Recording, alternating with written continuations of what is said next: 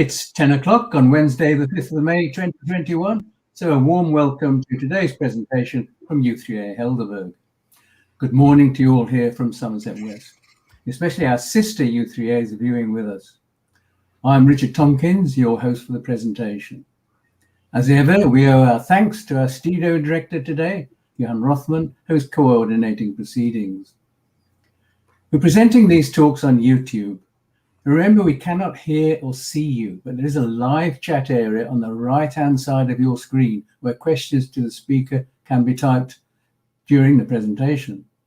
Johan will select those of your questions that could be of general interest to all and show them centrally on everyone's screen.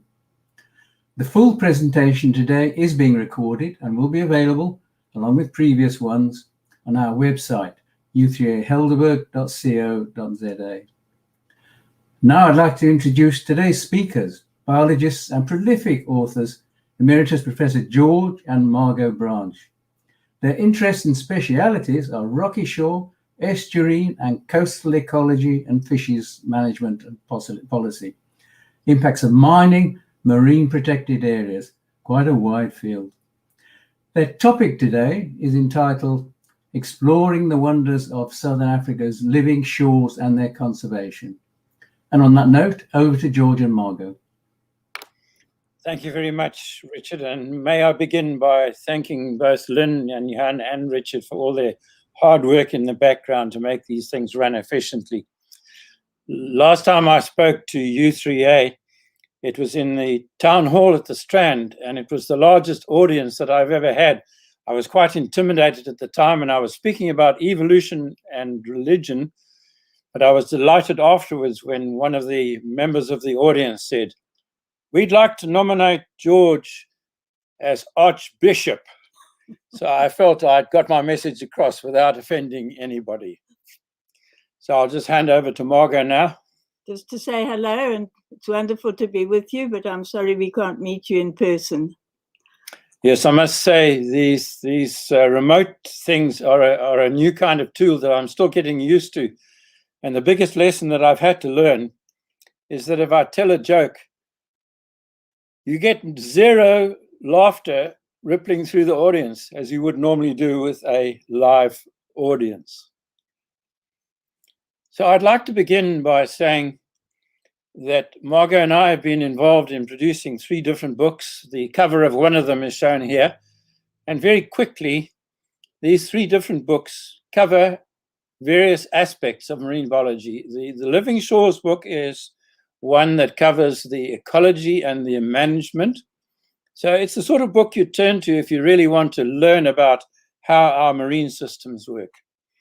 The second book is Two Oceans, which is a field guide, which does something quite different. It's the sort of book you want to have if you find something interesting on the shore and you want to know what it is. It's sort of like a Robert's Birds, but for the sea. And then there's Margo's book, which is Exploring the Seashore. And although we call this the junior version of Living Shores, in reality, we find people from the ages of about 7. I think the oldest reader we have is 94. So very quickly, this is us in our natural habitat. And I was once asked to provide a CV so that I could be introduced. And the producer wrote back immediately and said, "Please can't you give us something a little bit less formal and a bit shorter?" So I obliged, and I sent him just the 4 words, "Beach bums par excellence," which I think describes us better than anything else.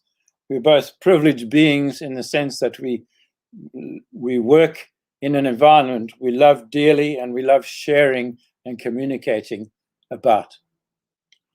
So as a quick background, I'd like to remind you that on land, there's a strong productivity gradient with the east coast. On the right-hand side, you can see the kind of lush dune forests that you would get. And on strong contrast, on the west coast, you're left with deserts, parched land, very little vegetation. So the terrestrial gradient is one of productivity increasing towards the east coast. But exactly the opposite happens when one considers the sea, because the sea is cold on the west coast, and that, of course, is why the land is so parched there, because cold water imparts little moisture and hence little rainfall. But on the other hand, in the sea itself, low temperatures are symbolic of the fact that high productivity takes place in the sea on the west coast. The reason is that water is upwelled. It's a term we use to describe how the wind blows surface waters away from the sea, and to replace those surface waters, cold, deep, nutrient-rich water wells up to the surface and fertilizes everything. And so in the sea, there's this huge contrast that goes on. On the west coast, as you'll see on the left-hand side there, you have very high productivity. But curiously enough, that's not accompanied by a great richness in terms of the number of species.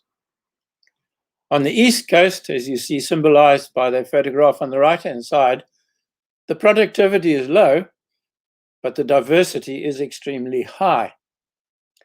Commercially, this has the direct consequence that the main fishing grounds, at least the main commercial fishing grounds, are found off the west coast and to a certain extent on the south coast. You will also see in this magnificent image that you see here, satellite image, how there are these enormously contrasting currents. Ours is the only country in the world in which such extreme contrasts are experienced between the east and the west coast. With the Agulhas current, you see in red, streaming down the east coast, and then swinging away towards the south coast, so it begins to cool there. And then on the west coast, even greater cooling. Now, I want you to concentrate on the fact that in this slide, you can see 6 little numbers inserted. I'm not going to bore you with the details, but each of those numbers indicates a particular type of community. We call them biogeographic regions, where life changes quite quickly. South Africa is not only unique in having this contrast between the two coasts, but it's unique in having such a rapid change of those biogeographic regions. Ours is amongst the richest in the world in terms of the number of species, but it's most distinctive in the rate of change that takes place in the biology as you go around the coast. That rate of change is also shown when you look at the chlorophyll levels in the sea. And of course, chlorophyll is a measure of how much planktonic production there is. So where you see the red flares, that's where chlorophyll levels are high. Where they're green, they're a bit lower. And where they're blue, they are at their lowest. I once offended my KwaZulu-Natal friends in a talk when I said that the East Coast was depauperate. So let me not offend anybody today. I'd now like to switch to a second aspect of my talk, and that is just to speak briefly about some of the extraordinary things that happen on our coast and some of the reasons that I find this coastline absolutely amazing. It would be sinful if I did not begin with limpets, because they are the animals that made my academic career. When I first started working on them, I was fascinated by the fact that on our coast, our limpets achieve higher densities than anywhere else in the world. And this was a great mystery to me why this should be. Now, if you look closely in this slide, you will see right in the middle, you'll see a pear-shaped limpet, and surrounding it is a narrow fringe of red seaweed. And that is that limpet's little private garden. And I started referring to these limpets as gardening. When I tried to publish this, I had one of the reviewers accusing me of being anthropomorphic. But I hope to persuade you that the term is entirely appropriate. If you look slightly towards the right-hand side, you'll see a limpet with a star shape.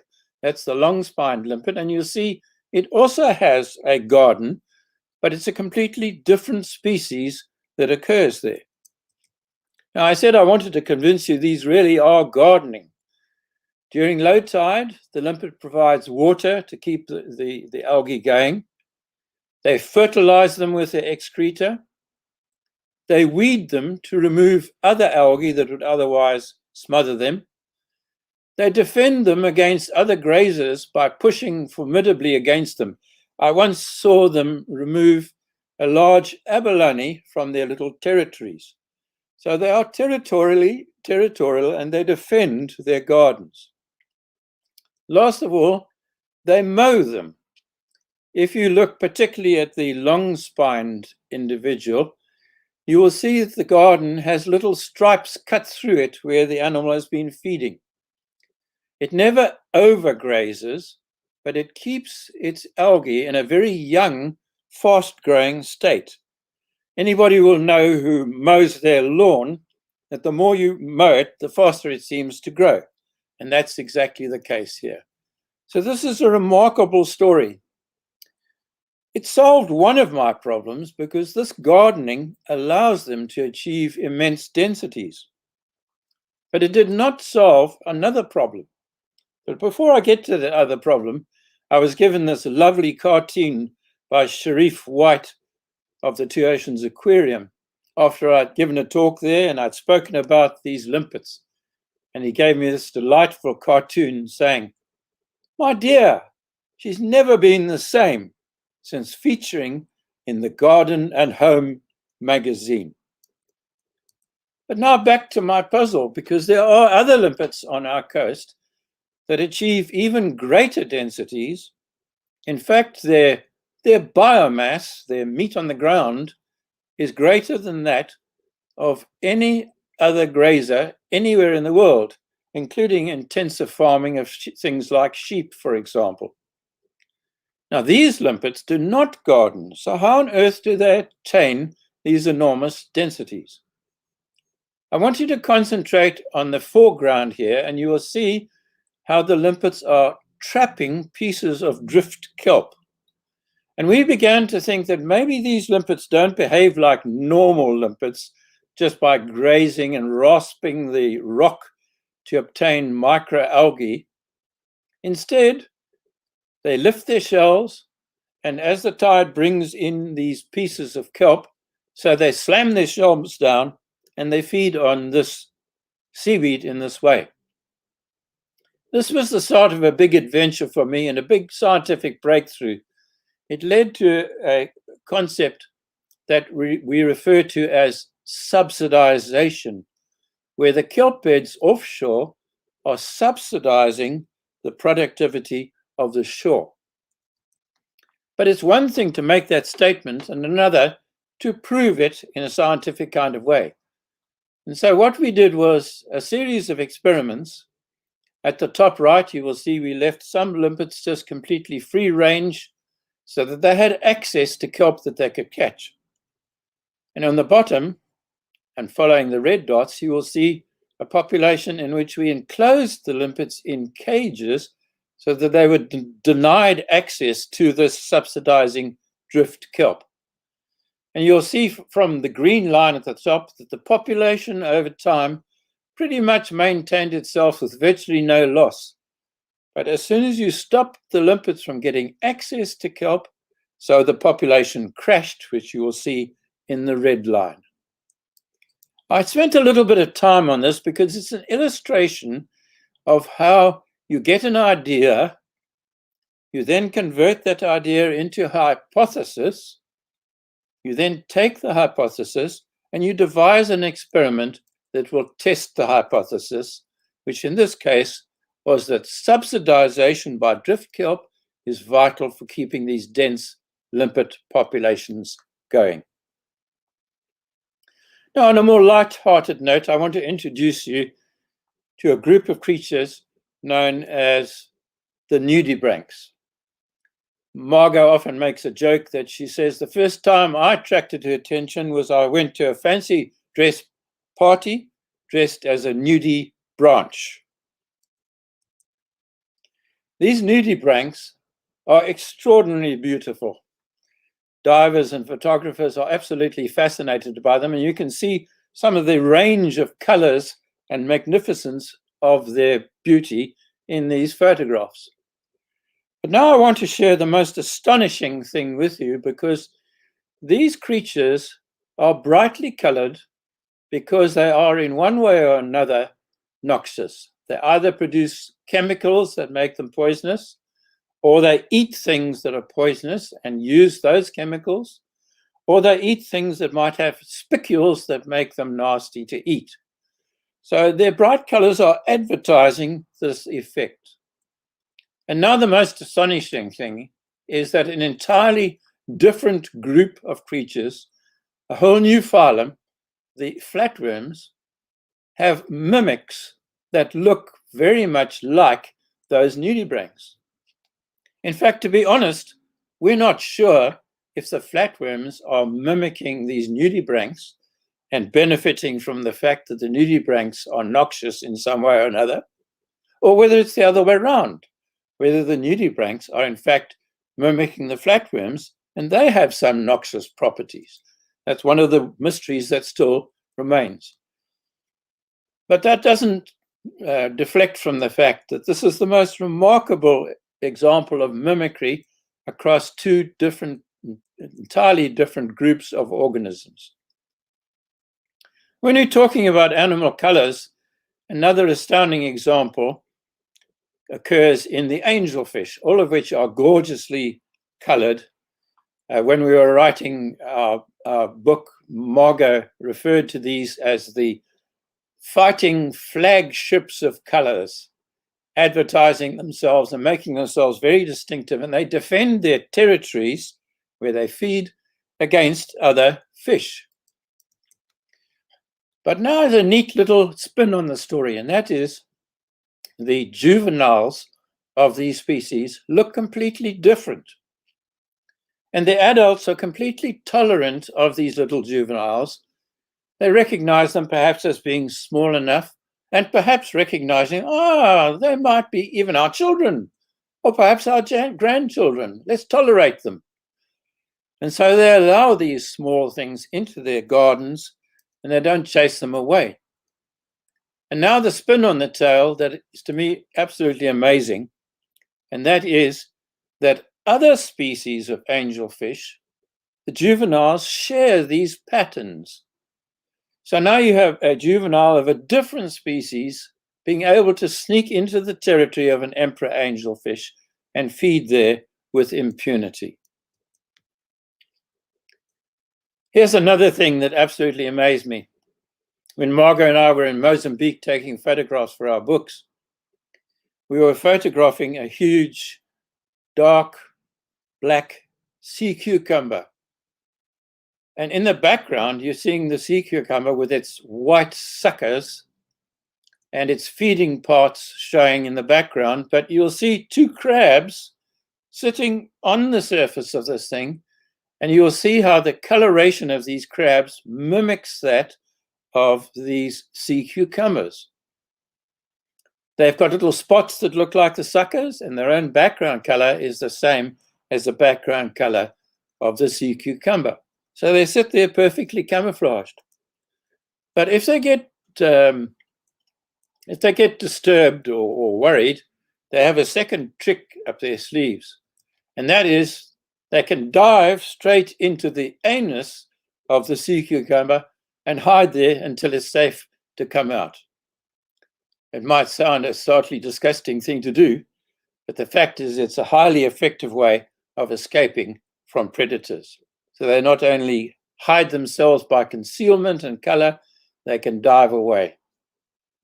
In the same area, we were turning over pansy shells and admiring them when we discovered, and you'll see just off the left of center, you will see a brittle star. And we discovered these brittle stars sit on these pansy shells, and they sit on the feeding grooves, and they capture food that's being brought in to the pansy shell. And now I want you to look even more closely. I'm going to blow it up for you. And you'll see on the left-hand side, you can see the brittle star. And now look right at the mouth of the brittle star, slightly to the left of center. And you'll see there are not actually one individual here. You'll see a minute second individual, which is the male, sitting in an almost perfect mouth-to-mouth kiss position. And that's how he spends his entire life, glued to the female. There's another aspect to our coastline that always delights me, and that is the sheer power, splendor, and beauty of the coastline. I once gave a talk with Margo entitled 10 Photographs with 10 Stories. And this was one of the photographs. We actually used it as the opening page in our chapter on rocky shores. And I always loved this photograph because it symbolized the power and effectiveness of wave action. And it's a photograph that was taken at the Cape of Good Hope. It was also a site where one of my PhD students from Chile did her research. And a few years after she'd done that, I was very distressed that she lost her beloved sister. And I sent her this photograph, and I said to her, I want you to remember this not only as the place where you once did your research, I want you to remember this is the Cape of Good Hope. And she was kind enough to use it in the memorial service to say, here are thoughts from South Africa. But the story goes further than that, because I used this photograph on the cover of the South African Medical Journal. They asked for interesting covers, and I gave them one. I gave them this particular photograph. And I was approached shortly afterwards by somebody who saw it and said, my husband has had a stroke, but he's keeping himself going by doing paintings. Would you mind if you used this photograph as painting? And here is the absolutely extraordinary painting that this man did. And it's a heartening and endearing story in many respects. I wanted to share all of this because I like people to get under my skin a little bit so that they know Margo and I as people and not just as hard-nosed scientists. In that same theme, I have great joy every time I go on holiday. I drive my family crazy because I get up before there's any light and I'm out on the shore for the very first light. They think I'm totally crazy. But gorgeous pictures and opportunities like this emerge, and it's something that epitomizes why the shore to me is so fantastic. But now I'd like to move on to deal a little bit more detail and to give you just one example of how interactions among species can completely change ecosystems. One of the developments in my own research career has been moving from straight ecology to moving to the interface between ecology and management, and how species that are harvested, like the rock lobster shown here, has powerful effects on the ecosystem. One of my students described how these rock lobsters are progressively moving southeast. There used to be a west coast phenomenon. Now they're moving into this area in the southeast. And in moving, they have had absolutely dramatic effects. First of all, by preying on various things, such as limpets and grazers and urchins, they reduce the grazers in the system. Now, these urchins are also extremely important, not only because of the ecological effects they could have, but the fact that they are the hidey holes that provide shelter for a large proportion, almost 95%, of the juveniles of abalone.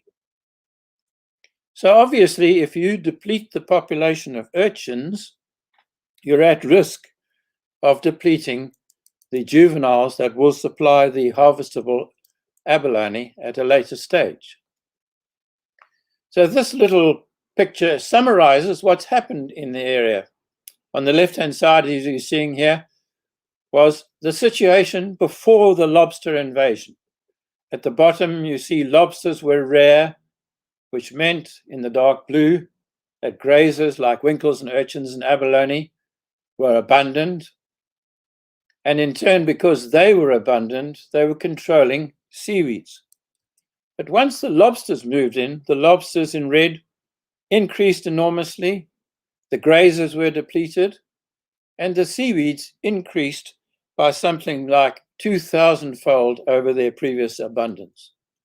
So huge transformations can take place. The last part of my talk is a shift of pace, and it's to ask some questions about marine protected areas. I always love showing this slide because it was taken in one of our marine protected areas on the East Coast in the Maputoland National Park, the Esemvelo KwaZulu-Natal National Park. And it shows the kind of life that is prolific on reefs that are undisturbed by the effects of things like trawling. And I like this picture for several reasons. First of all, it emphasizes the remarkable diversity of life that we have. But it also illustrates the extreme fragility, because you can imagine the effects of a trawl net dragging over a bed of such creatures. And so that's part of the main reason for having marine protected areas, is so that whole ecosystems intact can be preserved. But I want to emphasize, it's not just, number one, protection of biodiversity and ecosystems that MPAs are capable of delivering on. They can look at, number two, species, especially those that might be exploited or rare and endangered. They could provide protection for harvested stocks, so that inside the protected area they can increase, and perhaps they can potentially spill over to adjacent areas to increase the stocks in those adjacent areas. That's a point I'll come back to later on. They also perform a range of ecosystem services. And you'll see I've bracketed those first four as being mainly biological in function. But you have a bunch of things, and they overlap with those first four, that are of direct economic value. There's obviously the associated tourism, jobs, property values, etc. But there are other things like the capacity to do research in pristine systems, to monitor how things are going on, to undertake education. And MPAs are also protectors of areas of recreational and cultural value.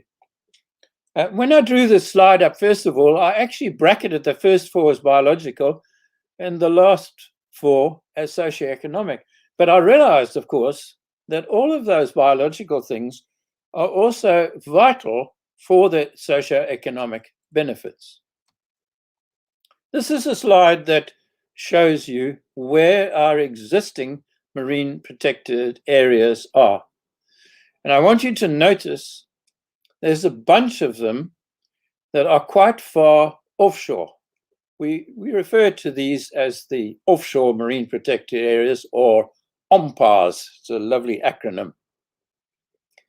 Now, those OMPAs have only relatively recently been created, but their creation was largely due, I'm very proud to say, one of my ex-PhD students, Kerry Sink, who's now one of the leading scientists in South Africa and works at Sandby. And she was almost single-handedly responsible for driving this entire program to have these offshore marine protected areas proclaimed. Their proclamation had huge effects on how marine protected areas are now represented in South Africa. Concentrate for a moment on the blue bars, which was before the period of proclamation of those OMPAs. And you will see on the extreme left-hand side, the blue bar is saying that nearly 70 out of a total of 140 different kinds of ecosystems were completely unprotected by our early MPAs. Those early ones were important, I'm not denying, but they were not sufficiently representative. And now look at the green, and especially on the right-hand side there, and you will see that it's boosted the proportions of the proportions of ecosystem types that are protected. And you will now see that by far the majority of our ecosystems are either falling in a well-protected or at least a moderately protected situation. So that change also increased the representation of protected areas in our EEZ, Exclusive Economic Zone. It raised it up to 5%, which is a proud proportion in comparison with many other countries in the world. I'd like to turn now to a much more detailed thing. It's a piece of work that was undertaken by Indiviwe Belewe, who stands just to my left in this photograph there. This is the team that worked to help him with his MSc, and that MSc was directed at asking the question, within the Table Mountain National Park, are the protected areas actually working? I always delight in this particular slide for a whole set of different reasons. The first is you will notice that in developing experiments I'll describe later, we had to use Hilti drills to drill holes in the rocks to be able to install our cages. And at one stage, the Hilti company asked for photographs that would illustrate how their apparatus was used in unusual ways. And I was absolutely convinced that this slide was going to win the first prize. I'm sad to say it didn't, but at least it was a good shot. I also like this thing because it's so symbolic of our modern situation in South Africa. I'm not boasting, but isn't this a delightfully representative slide in terms of both genders and peoples of different spectrums across the Rainbow Nation? So Indiviwe's work was undertaken in the Table Mountain National Park. And you'll see with a sort of outline of pale blue on the right-hand side, that's the area that it covers. But it was a difficult job for him because on the left of the map, you have the cold southern Benguela ecoregion, and on the right, you have the warm Agulhas ecoregion. So he had two different ecoregions to deal with. He also had two main different rock types. Granite is one of them. Table Mountain sandstone is the other. He also had within the park some areas that are controlled in the sense that harvesting is allowed versus other areas that are genuinely no-take areas. And so he had to compare those. And he also had to think about the fact that not all species are harvested. And so you might expect different responses from species depending on whether they are harvested or not. And in short, it was a complicated design, and he had to think of all these different factors. Now, I'm going to summarize this by saying, first of all, what did he find out in terms of limpeters? Because some limpets are regularly harvested. Those are the big ones that you see on the left-hand side there. But towards the middle, you see species that are either too small or their meat is too little to be worried about in terms of a source of food. And so they are not harvested. So he started out with the hypothesis that if you were looking at the harvested species, then you would expect the fully protected no-take areas, which are shown in the green bars, to have greater densities and larger sizes of these limpets. But in a sense, the ones that are not harvested almost act like a control, because if they're not harvested, you wouldn't necessarily expect that they will benefit from the protection. So you see in those graphs there summarized what he was hypothesizing. I'm not going to bore you with a whole lot of graphs here, but just to say the answer that came out of his observations was yes. At least most of the time, that is absolutely true. He was also interested not just in those animals, he was interested in the whole community and how it might differ. So his hypothesis was, well, if you have protected no-take areas, then you would expect there will be lots of large grazers, and they in turn, because they're grazing, would deplete the algae, the seaweeds. And if those macroalgae are depleted, then the slow-growing crustose algae would probably benefit because they'd have less competition and they might increase. So just to contrast that, in harvested areas, you'd expect few grazers, lots of macroalgae, and fewer crusts. And indeed, that was largely true in the observations that he made. Now, I'd like to talk here about the roles of MPAs once again. Earlier on, I spoke about how they fulfill a range of ecosystem services. And as soon as you start using jargon like this, people start thinking, what on earth are these ecosystem services? So Margo put together this series of diagrams.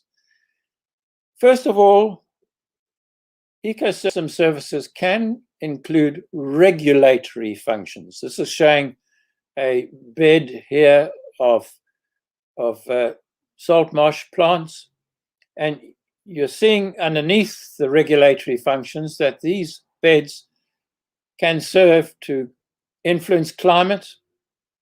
They can restrict the effects of flooding and erosion. They can take up carbon. Just this morning when I was browsing through various things, I came across an article that said these kinds of beds are actually 39 times more efficient at regulating and taking up carbon dioxide than the forests of the Amazon. But of course, within MPAs, you also have the potential for aiding the provisioning of materials that humans use. Food is an obvious one, but I've illustrated here that crafts, for example, harvesting reeds that are going to be made into mats and things like that for sale on the tourist market. Those are all operations that can take place if you look after your resources as MPAs do. But MPAs can also be supporting. For example, they can serve as stopover points when migratory birds can stop and feed up on their way on their migration. Or they can serve as refuges where the juveniles of fish live. So those juveniles may then move out into the sea where they are harvested. And lastly, there are a range of cultural activities that can take place in marine protected areas.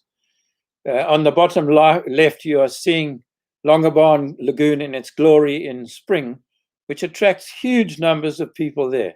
So there are these recreational, often religious, cultural, and of course, research and education facilities that can be fulfilled under the guise of these ecosystem services. MPAs are also important in terms of education. This slide is showing a very small protected area at Dalebrook in False Bay. And I calculated that over 17,000 students have been taken to this in an education exercise. So it's a remarkable place. Our own Two Oceans Aquarium here is also one of the leaders in terms of educational activities revolving around the sea system. Here's a poster that Margo and her team produced to advertise the effectiveness of marine protected areas. And I'll come back to this poster a little bit later on. To me, this slide illustrates just how effective a marine protected area can be. We once took, excuse me, I must just have a quick sip.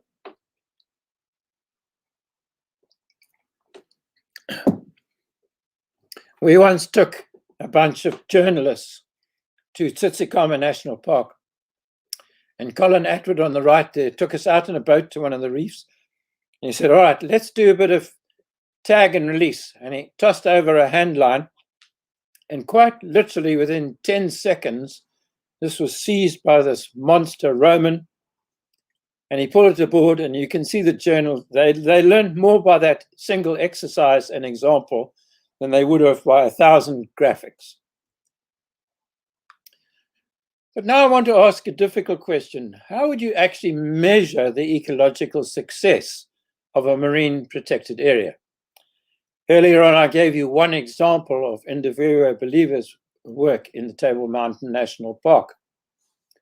On the bottom of the graph, you will see there are various measures. You could ask how abundant, how big, how old, how fast growing, condition, reproduction, survivorship, foraging success. These are all measures of whether an MPA could be successful. Just concentrate on the left-hand side, the abundance and size, because there we've summarized in a large number of studies. And by the way, let me emphasize, it really is a large number. A lot of studies have been done. The gray says effects were good. The white says neutral. The black says there was a negative effect. And you will see by far the majority, 68, many more than the negative effects of 5. And even those negative effects are largely explained by the fact that some of the species that are being looked at are not harvested. You see the little green indicating the not harvested species. Now, there are good reasons why a not harvested species should perhaps not benefit from a marine protected area. If that marine protected area increases the numbers of its predators or its competitors, well, then maybe the MPA is not good for that particular species. I want to give you a concrete case that shows how protection can have dramatic effects. On the left, you're seeing loggerhead turtle nesting numbers in Maputoland. And you'll see the numbers have gone from somewhere around about 300 to over 3,500 because of protection. I'm often asked, does partial protection work? Now, by partial protection, you mean an area that's set aside for protection, but you do allow some activities to take place there. For example, you might allow intense diving to take place, or perhaps you allow some fishing that's directed at things like the pelagic fish, the ones that swim around in the open water, because you might think, well, at least you're protecting the reef. Now, on the right, you're seeing some lovely results from Camila Flores, in which she compared areas that were completely open to normal fishing versus areas where both diving and fishing take place, to areas that no fishing but high diving, through to areas that are total sanctuaries where human activities are limited to effects that have no influence on the life. Now, this is an immensely important result because it's showing that partial protection, well, it's partially successful in terms of protecting life. I want to emphasize again, a large number of studies been done, and the average increase with full protection is 650%.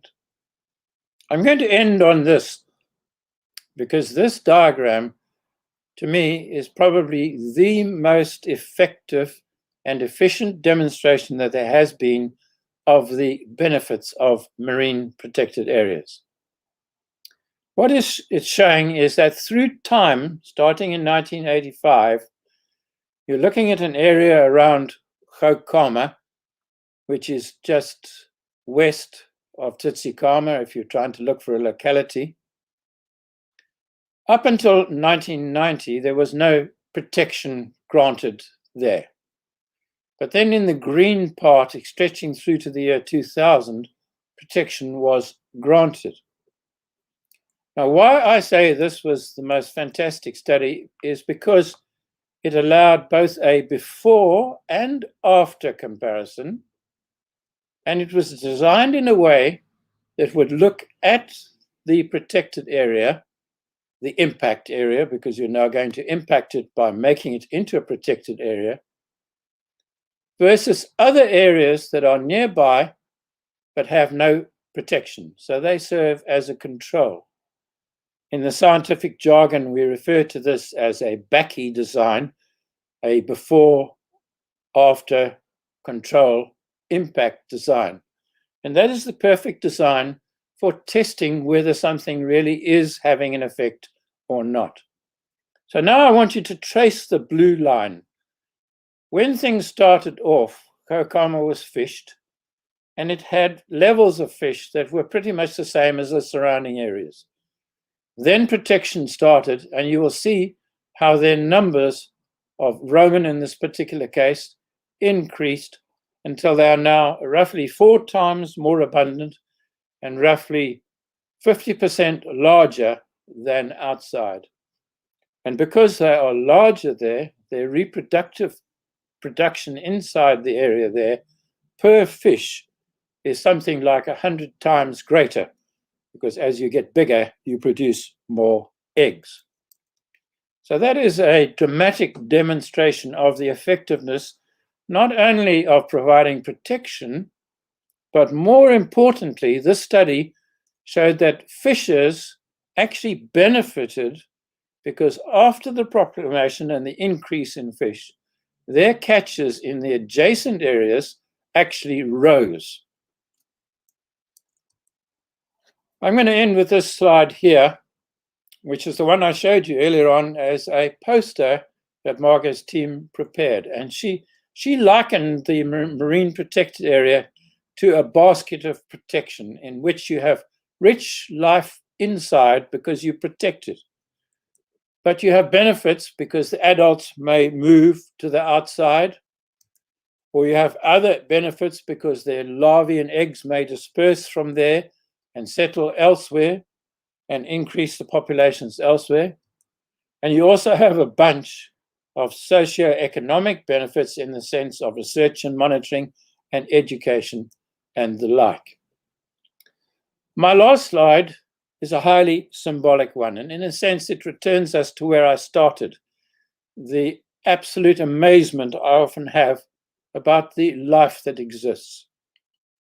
What this is showing here is a wonderful photograph taken by Peter Tim of a shrimp, but not any old ordinary shrimp. This shrimp is one of a group of what is known as cleaner shrimps, and you're seeing it hovering what seems to be perilously close to the mouth of a honeycomb moray eel. You can see the moray eel's rather baleful looking eye in the top right-hand corner gazing down at the shrimp. Now these shrimps perform the most wonderful service because they climb onto fish and they clean them. They remove parasites, they remove bacteria, they clean out wounds. They will literally climb inside the mouths and clean the teeth to remove any infections that might be there. So they're thoroughly useful members of society, and they advertise themselves as such by their bright colors. Fish know this, and I use the word know advisedly. And they will come to cleaning stations and they will literally queue up and wait for the ministrations of these things. But it's more remarkable than that, because about 25 years ago, somebody did an extraordinary experiment in which they simply went into a coral reef area and they chose patches of reef and they removed the cleaner fish from those patches, leaving other areas with cleaner fish. And when the cleaner shrimps were removed, large numbers and a great diversity of species of fish stopped coming to those reefs. And because they stopped coming, and of course they were then not feeding in those areas, seaweeds began to proliferate, uncontrolled by herbivorous fish. And the seaweeds then smothered the corals. The corals died, the corals crumbled, the entire edifice disappeared. And in fact, the diversity of life in those areas was reduced by an extraordinary 80%. So it's an example of a symbiosis in which living together is of mutual benefit. I can't help but think that human populations could learn an awful lot from this particular example. Finally, I want to say that the photograph is also highly poignant for me personally, because the person who took it, Peter Tim, was a wonderful contributor towards marine protected area development and protection and so on. But he lost his life selflessly helping a bunch of scientists who had lost some equipment, and he was trying to retrieve it in deep dive, and in attempting to rescue his co-diver who was in trouble, he in fact died in the operation. So there are many symbolic meanings in this particular photograph.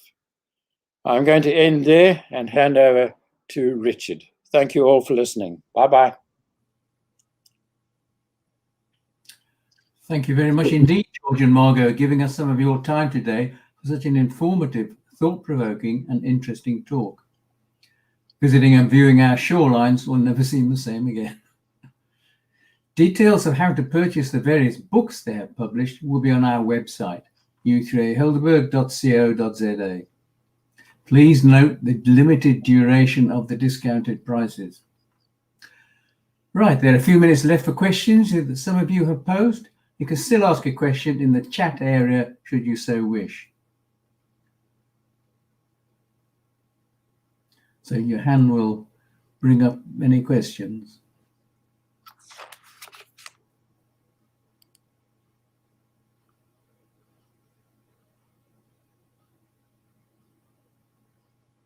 I'm not seeing the chat box at all.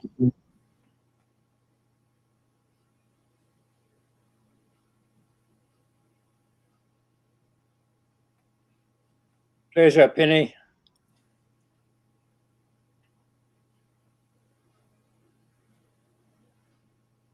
There must be questions. You can't be the first audience of U3A to not ask questions.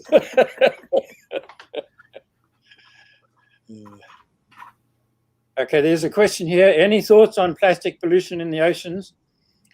There's no question that this is an enormous and increasing problem, and I believe we should be doing everything within our power to minimize both use, to maximize reuse, and to encourage recycling rather than discarding.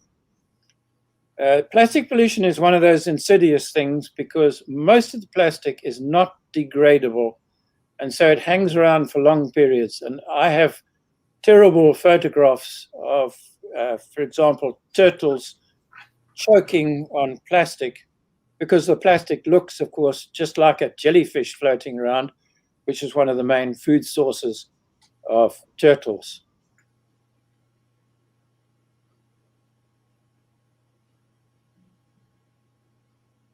Thank you, Billy Bomvo. Here's a die. I recognize some old names, old friends here as well.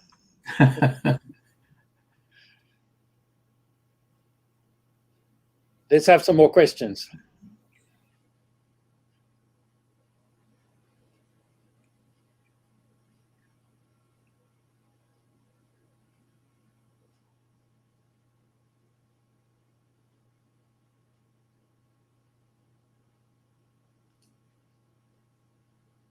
Waiting and waiting.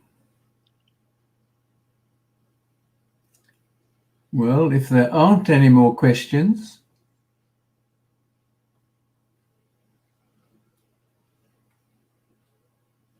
thank you very much. That is a very interesting question, actually. The question, with respect to MPAs, do you deal with national or local government? That depends on the particular MPA, because the jurisdiction of national parks falls under the national ambit, but there are areas that are designated to either municipal or provincial control. So it's necessary, in fact, to deal with all of those sectors when you come to implementing things. One of the things I think is especially important is that I think scientists have a duty to communicate with and participate with managers and with local communities who are affected by protected areas, so that you encourage ultimately what I like to call co-management, in which all affected parties are involved in the participation. I can say it's not always an easy task. We've had some exceptional participation by some of the official parties who are responsible for management. And I would single out SM Vela KwaZulu-Natal Wildlife as being quite remarkable in their particular effectiveness. And I would also like to emphasize we have a great current Minister of the Environment who is dedicated towards utilizing scientific information. Now, there was another question that popped up there, and now it's popped down again. I must say I'm thrilled by the success of my octopus teacher. I know Craig Foster personally, and he's the most extraordinary person. Anybody who dives every single day of the year, irrespective of rain or hail or storm, without a wetsuit and spends hours underwater, is the only sort of person who could have developed the intimate knowledge that came out of that movie. It's an amazing one, and if you haven't seen it, make sure you do see it. It's on Netflix. Yes, I absolutely think that we should be capitalizing more on using these outreach media that reaches the broad public and convinces them of the importance of preserving our systems in a healthy manner. Yes, excellent question. Thank you. How do sharks influence? Well, sharks have important influences themselves. And I don't know if you're aware that the great white shark is protected in South Africa. South Africa, I think, is the only country in the world that provides protection to one of the apex predators. Apex predators are, of course, hugely important in influencing the abundance of their prey numbers. And sharks are particularly avid predators, so they are hugely important.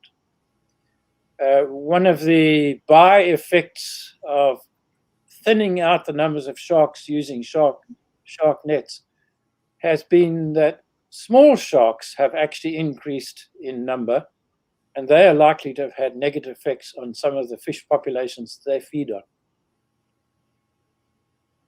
Does that answer your question?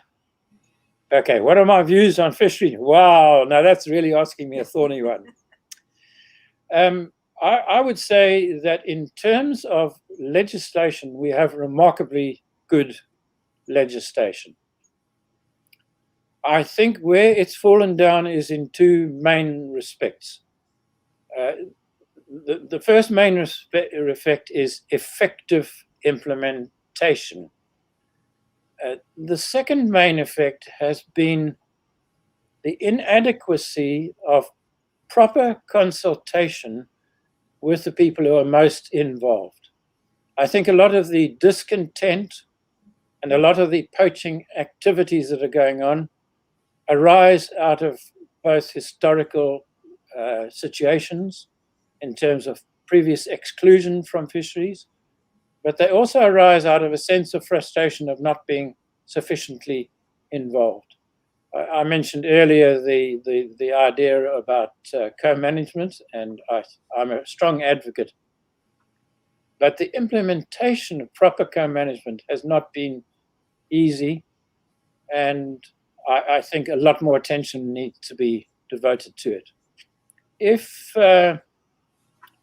you look at the individual resources, we're doing a pretty good job when it comes to the major offshore resources. The things like hake is a classic example. That, for example, has been certified as being economically and ecologically sustainably managed. And the fact that it's certified is worth a huge amount of money to the industry. So it's in their interest to comply. By contrast, if you look at the nearshore resources, the classic examples would be the abalone and the West Coast lobster, which are severely depleted. The rock lobster is perhaps down to something as little as 2 to 3% of its natural levels.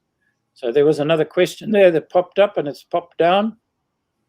Is protection really seriously enforced? Again, the question needs to be answered in terms of where you're looking at. A large number of our protected areas are extremely well enforced. In fact, we've just done a big survey of how efficient that is, and most of them score as either extremely well or well. But there are examples which, sad to say, are in the very poorly managed. I think what's more important, though, is the overall enforcement, not so much of MPAs per se, but the enforcement of managed and total allowable catches and things like that. I referred a moment ago to lobster and abalone as perhaps the worst case scenarios. A great deal needs to be done there. Is Prof. Ryan, that's Peter Ryan you're speaking about. I'm a huge admirer of Peter Ryan. Peter Ryan is very actively involved in the plastic situation. He's not directly involved with the marine protected areas, but he is, of course, interested in how protected areas might influence bird populations in particular. And he's been very active, for example, in the Longabon Lagoon protected area, and many of the Fitzpatrick people have been operating their research programs there to monitor the bird populations there. He's a great guy, Peter, very fond of him. Are there many new MPAs in the pipeline? Well, the last thrust was to try to achieve 5%, which was the goal, which was achieved in the nick of time by the goal set. We're now in the next phase, which asks the question, can we raise this effectively to 10%? I believe we can, and I believe we should do so. But remember, you can't just jump into this and say, let's have another 5%. You need to decide where they should be produced, where they would most effectively provide protection. And most importantly, you need to go through a rigorous consultation with all affected parties so that you can say, all right, we want it here, but if it's a problem for you, we can either adjust to control what you need to do there in a different kind of way, or we can move it. In other words, you want to optimize not only the protection, you want to optimize the social and economic effects that may arise therefrom. The previous round of 5% had a fantastic consultation process. I think the short answer to that, the Strand Beach, the pollution is largely confined to the river itself. But of course, that then spills out into the adjacent area. I don't think anybody has done any serious study to see how important that may be.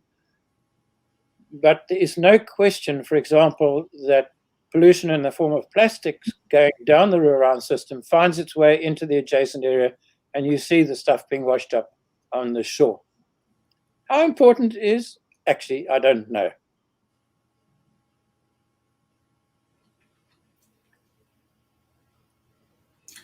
That seems to conclude the questions, so ends today's presentation. Please join us again on our usual first Wednesday of the month this being the 2nd of June at 10 a.m, when the speaker will be Udin Roda, and the topic will be Kanyisa, an albino abandoned elephant calf, a couple of months old, found caught in a snare in early 2020 in the Lowveld, and the rehabilitation story. Probably a tearjerker, so handkerchiefs at the ready. Goodbye for today from U3A Helderberg.